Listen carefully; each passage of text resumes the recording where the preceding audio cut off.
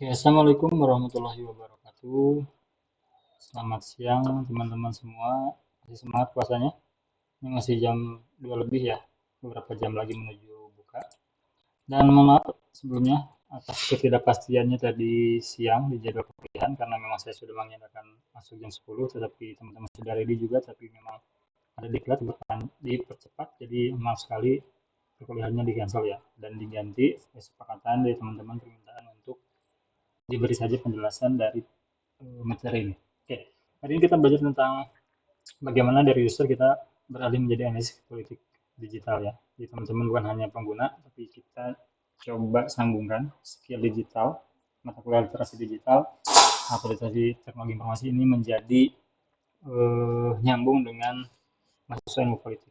Ya. Nah, ini adalah skill-skill, level skill yang kemarin kita pelajarin. Teman-teman level pertama itu digital user hanya bisa memakai media sosial. Yang kedua itu naik levelnya dari pengguna menjadi digital literate. Itu bisa cek hoax, kayak kemarin kita menggunakan Google Lens ya. Bisa cek opini juga menggunakan Google Trend dan juga bisa jaga akun ya. Kalau minimal di Google kita menggunakan two-step verification atau dua step dalam verifikasi supaya tidak bocor data-data kita. Apalagi mahasiswa dosen itu penting ya. Nah, hari ini kita ketiga ini kita melakukan naik level ke digital political analyst. Jadi teman-teman bisa menjadi analis politik dalam ruang digital, bisa membaca data dan opini publik. Mungkin tidak secara mendalam, tapi kita coba basicnya saja ya teman-teman. Tapi untuk awal-awal saya akan memberikan pemahaman mendasar tentang isu. Apa itu isu atau apa itu bedanya isu dengan masalah. Saya kasih contoh, ketika menjelang lebaran, saya tidak bisa pulang kampung atau mudik karena saya habis uangnya dibelikan baju dan belikan takjil ketika Ramadan. Itu masalah isu, itu adalah masalah. Kenapa? Karena itu lebih personal. Bisa jadi apa yang saya rasakan tidak semua orang rasakan ya. Itu saya punya masalah karena memang cara manajemen keuangan saya yang salah. Tapi bisa jadi teman-teman tidak seperti itu. Tapi ketika konteksnya sekarang misalkan saya tidak bisa mudik karena THR saya telat dibayarkan oleh negara, otomatis itu menjadi isu. Karena yang dirasakan bukan hanya saya, tapi semua dosen, semua ASN mungkin di Indonesia tidak bisa mudik, tidak bisa beli baju beduk misalkan ya, karena memang THR-nya belum dibayarkan. Itu menjadi isu. Kenapa isu? Karena masalahnya dirasakan banyak orang, terus juga berhubungan dengan kebijakan publik. Itu bisa jadi isu publik. Seperti yang diungkapkan oleh Mudia Mudiarjo, ya, isu publik ini muncul ketika masalah sosial dipersepsikan sebagai masalah bersama, berarti semua orang merasakan ya, yang memerlukan keputusan politik. Isu sama dengan masalah ditambah perhatian publik dan ditambah tuntutan kebijakan. Jelas ya, jadi masalah itu lebih kecil, lebih personal, isu lebih luas dampaknya.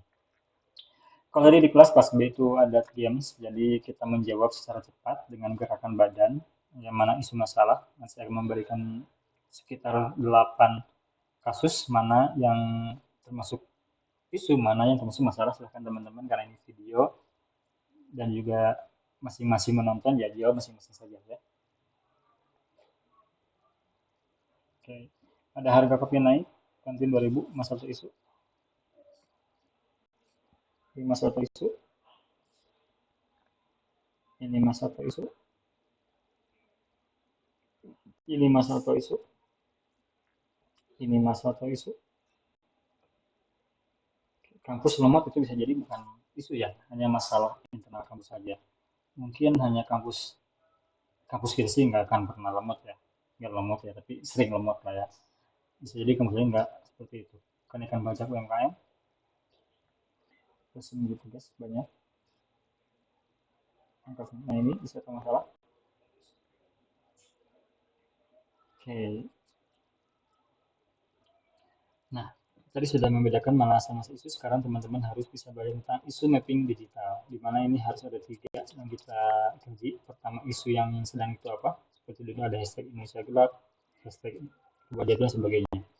Nah, setelah kita lihat isu yang naik itu, kita harus tahu aktor di belakangnya. Kita bisa tahu ya, afiliasinya ke siapa. Dan arah opininya apa? Ini apakah memang benar-benar memberikan informasi atau memang hanya pengalihan isu atau memang sebagai kritik pemerintah. Terus kita nanti belajar teman-teman. Langkah teknis isu mapping, ya, tentukan isu publik, contohnya bansos, IKN, UKT, dan lain-lain, buka Google Trend, ya, terus catat tren waktunya, wilayah tertinggi, dan relasi kuesioner, identifikasi faktor dominan di medsos, dan tarik implikasi politiknya. Ini kita sudah belajar kemarin ya, mungkin ini lebih detail lagi. Tapi kita tugasnya bukan ini teman-teman. Ini tugasnya lebih asik lagi. Ini bendera merah terhadap disinformasi, jadi teman-teman mahasiswa harus curiga ketika melihat konten yang memiliki judul provokatif, sumbernya tidak jelas, mendesak untuk segera di-share, mengandung emosi kuat, dan tidak diberikan media kredibel, tidak diberitakan. Ini adalah satu ciri dari disinformasi. Nah, yang penting ini ya teman-teman. Analisis cepat 3 layar, ya, kita harus mengecek konten itu pertama dari apa logis atau tidaknya, ada data atau faktanya atau tidak, ya. Kalau tidak ada fakta otomatis itu tidak rasional, bukan informasi yang kredibel. Sumbernya siapa yang posting, kredibel atau tidak, dan kontennya lama atau baru, atau dipotong atau tidak. Nah, ini teman-teman yang paling penting. Tugasnya berhubungan ini. Tadi teman-teman memilih nomor, ya. Nomornya ada 1, 2, 3, dan 4. Satu nomor itu satu media sosial. Misalkan nanti nomor 1 kebagian analisis konten di YouTube misalkan. Nomor 2 analisis konten di TikTok. Nah, itu nanti saya akan kasih lebih jelasnya di deskripsi di Google Classroom ya. Yang jelas teman-teman harus menyimak dulu ini. Ya, ini yang paling penting. Dalam konten politik itu ada dua, teman-teman. Ada konten yang menggunakan logika persuasif atau rasional, menggunakan akal, ya. Ada juga logika emosional, di mana ini simbolik, hanya menggunakan perasaan. Yang bagus kira-kira yang mana?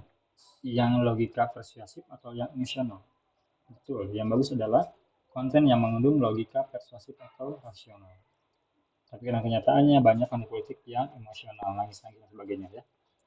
Cara membedakannya bagaimana? Ini teman-teman, jadi kalau logika persuasif, ketika saya membuat konten, misalkan ya, konten politik, saya menganggap yang mengkonsumsi konten saya itu pintar, bisa mikir. Ya, lagi kalau saya membuat yang rasional, saya menganggap konsumen saya ataupun viewer saya itu orang-orang pintar. Kenapa? Di dalamnya ada data dan fakta, otomatis mereka bertanya-tanya sudah ada data fakta dong, argumen kebijakan yang jelas, dan ada hubungan sebab akibat. Menurut Newman, pemilih bukan masa pasif tapi aktor rasional. Explain, ya, contohnya grafik kemiskinan, lalu dijelaskan kenapa program A dipilih dan apa risikonya. Jadi konten yang bagus itu konten yang mengandung data dan fakta, argumen kebijakan, dan hubungan sebab akibat.